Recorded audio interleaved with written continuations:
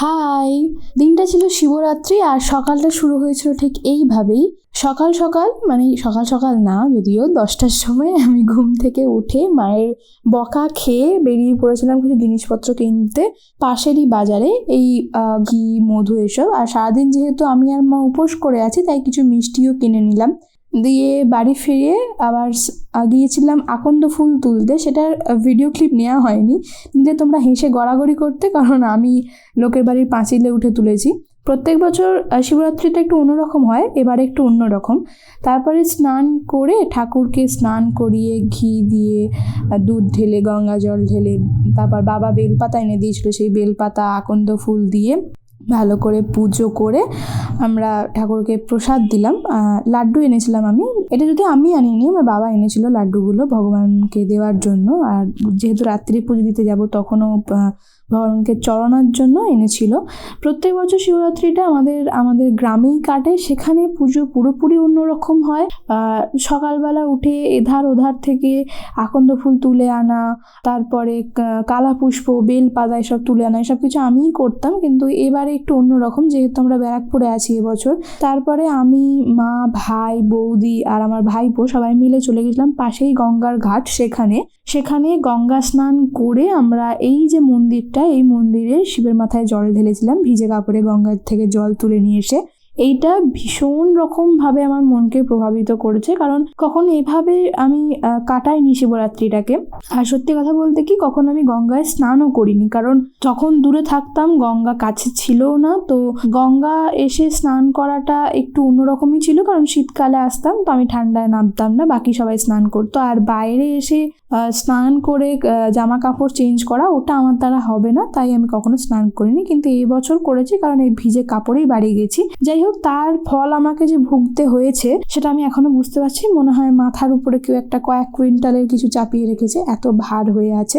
তাই জন্যই ভিডিওটা আসতে আর একটু লেট হলো, কারণ আমি ভয়েস ওভার দিতে পারছিলাম না। যাই হোক, এখানে খুব ভালো করে ঠাকুরকে পুজো করতে পেরেছি। আসলে আমাদের ওখানে কি হয়, রাত্রিরে যখন পুজো করতে যাই, পুজো দিতে যাই, তখন যেহেতু আমাদের শিব ঠাকুরের পাশে নারায়ণ ঠাকুরও আছে, তো ব্রাহ্মণরা ওখানে ছুঁতে দেয় না। তো শিবের মাথায় জল ঢালা আমার কখনোই হয়নি। এটা নিয়ে আমার 5 বছর শিবরাত্রি, আগে 4 বছর হয়ে গেছে, তাও আমার শিবের মাথায় জল ঢালার স্বাদ এই বছর পূর্ণ হলো। খুব খুব ভালো লাগছিল। তারপর বাড়িতে এসে আবার পোশাক পরিচ্ছদ চেঞ্জ করে বাকি ঠাকুরের জন্য মালা গাঁথতে বসেছিলাম। তখন তাড়াহুড়োর মধ্যে ছিলাম, তাই আর সব মালা গাঁথা হয়ে ওঠেনি, শুধুমাত্র শিব ঠাকুরকেই মালা পরিয়ে গিয়েছিলাম। তারপরে ভাবলাম শিব ঠাকুরের পাশে বড় মা আছেন, আমার গোপাল আছেন, সবাইকেই একটু মালা পরানো যাক, তাই সবার জন্যই মালা বানিয়েছি। আর কালকের জন্য একটা মালা বানিয়ে রেখেছি ঠাকুরকে দেবো বলে, আর একটা মালা রাত্রিরে যেহেতু পুজো দিতে যাবো সেখানের জন্য বানিয়েছি। আমার গোপুকে, আমার বড় মাকে কেমন লাগছে জানিও।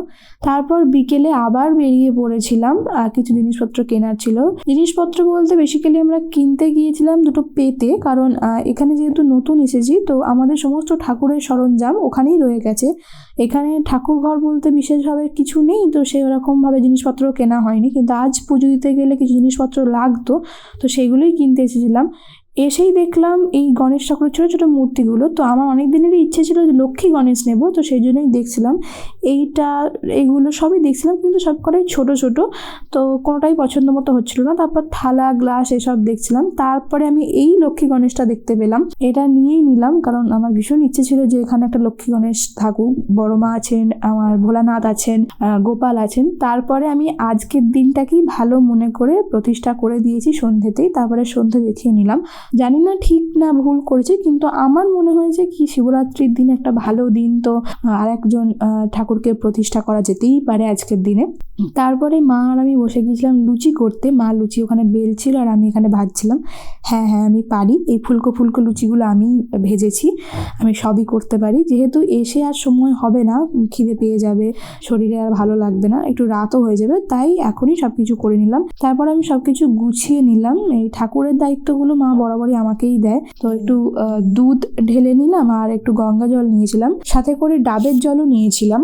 সব কিছু নিয়ে, অনেক রকমের ফল নিয়ে, ঘি, মধু, তারপরে আমাদের ভোলানাথের প্রিয় গাঁজা, ফুল, বেলপাতা, মালা, সব কিছু নিয়ে, ধূপ, মোমবাতি, মিষ্টি, সিঁদুর সব নিয়ে আমরা তারপরে রেডি হয়ে বেরিয়ে পড়লাম। আমি খুব সিম্পলভাবেই রেডি হয়েছিলাম, বিশেষভাবে কিছু রেডি হইনি। ভাই আর মাকে তো দেখতেই পাচ্ছ, মা যে শাড়িটা পরেছে সেটা আমারই শাড়ি। তো এরকমভাবেই চলে আমার মায়ের দুজনেরই। আর এইটা হচ্ছে আমাদের জোড়া শিব মন্দির, আমার বাড়ি থেকে খুব কাছে এই মন্দিরটা।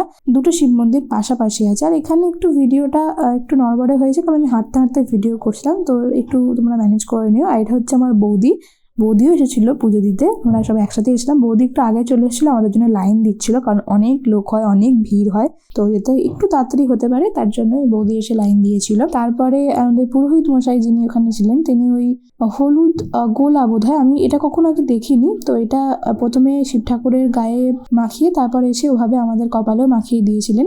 তারপরে বৌদি আর মা দুজন একসাথে শিব ঠাকুরকে পুজো করছিলেন। এখানে এই জিনিসটা বেশ ভালো লাগলো, যেহেতু আমি কখনো শিবের মাথায় জল ঢালতে পারিনি। ওখানে যখন গ্রামে থাকতাম, বাকি আগের 4 বছর সমস্ত জিনিসপত্র নিয়ে গিয়ে আমি রেখে দিতাম, আর সেখানেই বামন ঠাকুর পুজো করে শুধু প্রসাদটা দিয়ে দিত। কখনো শিবের মাথায় জল ঢালতে পারিনি। হ্যাঁ, এটা একটু অকওয়ার্ড শুনতে লাগবে, কিন্তু আমাদের ওখানে এটাই হতো। তো যাই হোক, তারপরে আমিও শিবের মাথায় ভালো করে জল ঢেলে নিলাম। আমার বানানো মালাটা মা শিব ঠাকুরকে পরিয়েছিল, তো ঠিকঠাক মতোই হয়েছিল। যেহেতু আমি এখানে আগে আসিনি, আমি জানতাম না শিব ঠাকুরটা কতটা বড়, তো একটা আন্দাজ মতোই বানিয়েছিলাম। যাই হোক, তারপরে মন ভরে ঠাকুরকে পুজো করতে পেলাম। এটা আলাদাই শান্তি ছিল, কারণ কখনো এভাবে তো শিবের মাথায় জল ঢালা হয়নি। আর সবাই চায় কি এতক্ষণ যে উপোস করলাম তার একটা ফল হোক, আমরা নিজে হাতে শিবের মাথায় জল ঢেলে আসি, আমাদের শিব ঠাকুরকে ফল চড়িয়ে আসি, কিন্তু সেটা আগে কখনো পাইনি। প্রথমে ঘি, তারপর মধু, তারপরে দুধ, তারপর ডাবের জল, তারপরে গঙ্গা জল। মা আমাকে এগুলো বুঝিয়ে বুঝিয়ে দিচ্ছিল যে এটার পর এটা, যেহেতু কখনো আগে ঢালিনি তো জানি না, মা এগুলো বুঝিয়ে দিচ্ছিল। তারপরে ফল চড়াচ্ছিলাম, যে যার মতো দেয়। এখানে দেখলাম বেল দেয়, আমি এটা জানতাম না যে বেল দিতে লাগে বা শিব ঠাকুর বেল পছন্দ করে। আমার একটা দিদি এখানে বলেছিল কি শিব ঠাকুরকে কুল দিস, কুল শিব ঠাকুরের খুব পছন্দের, তো কুল দিয়েছিলাম। এটা আর একটা মন্দির, এখানে আমি মানে পাশেই যে জোড়া শিব মন্দির, তো আমি ভেবেছিলাম দুটোতেই জল ঢালবো। তো আমি ওই পুরোহিত জেঠুকে বলছিলাম যে একটু ওটা খালি করে দেওয়া মাথাটা, যেহেতু ওটাতে পুরো ভর্তি ছিল, ভালো করে পুজো করতে পারছিলাম না। আর ওটাতেই বেশি ভিড় ছিল, এটা ফাঁকা ছিল, সবাই শেষে এসে একটু করে জল এখানে ঢালছিল।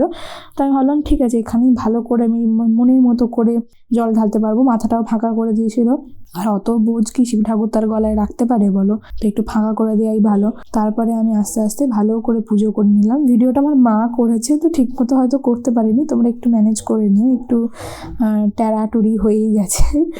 যাই হোক, মা যতটা পেরেছে করেছে, মা তো এসব অভ্যেস নেই, তাও করেছে। তারপরে ভালো করে শিবের মাথায় জল ঢেলে নিলাম, খুব ভালো লাগছিল, মানে এটা আলাদা রকম শান্তি। আমি কখনো এটা আগে করিনি বলতে ওই যে বললাম, কখনো এটা সুযোগ হয়ে ওঠেনি, তো এটা খুব ভালো লাগছিল। আর এবারে তো আমি যেহেতু আকন্দ ফুল নিজে হাতে গাঁথা একটা অভ্যেস, তো মা কিনেই নিয়েছিল একটা মালা, তাও আমার পোষায়নি। আমি লোকের বাড়ির পাঁচিলে উঠে ফুল নিয়ে এসে তারপর মালা গেঁথেছি। এই মালাটা ছিল কেনা, আর আমার মালাটা মা দিয়ে দিয়েছিল, ওখানে মা পরিয়েছিল। এখানে দেখলাম শিব ঠাকুরকে দইও দেয়, আমি এগুলো জানতাম না, এখানে অনেক কিছু শিখতেও পারলাম যে এখানে অনেক কিছু দেয়। এবার বেঙ্গলি নন বেঙ্গলি সবাই থাকেন, সবার নিয়ম আলাদা, তো সবাই সব রকমভাবে দেয়। তারপরে শিব ঠাকুরকে পুজো করে এসে বাড়িতে একটু খাওয়া দাওয়া করে নিলাম, ছিল লুচি আর তরকারি। আজকের মতো এইটুকুই, বাই।